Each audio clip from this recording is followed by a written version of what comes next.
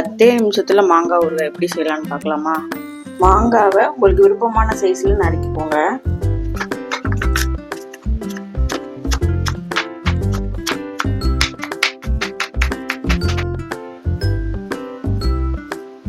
மாங்காய் ஊறுகாய்க்கு தேவையான உப்பு, 2 ஸ்பூன் மிளகாப்பொடி, 1 ஸ்பூன் பெருங்காயத்தூள், 1 ஸ்பூன் கடுகு, 1 ஸ்பூன் வெந்தயம் வறுத்து எடுத்துக்கலாம்.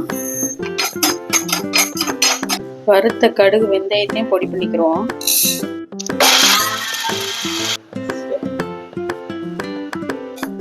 நாலு ஸ்பூன் நல்லெண்ணெய்,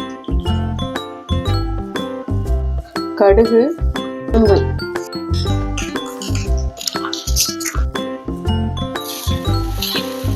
வறுத்து அரைச்ச வெந்தயம், கடுகு போட்ட எல்லாத்தையும் நல்லா கிளறிடலாம். சுவையான மாங்காய் ஊறுகாய் ரெடி ஆயிடுச்சு.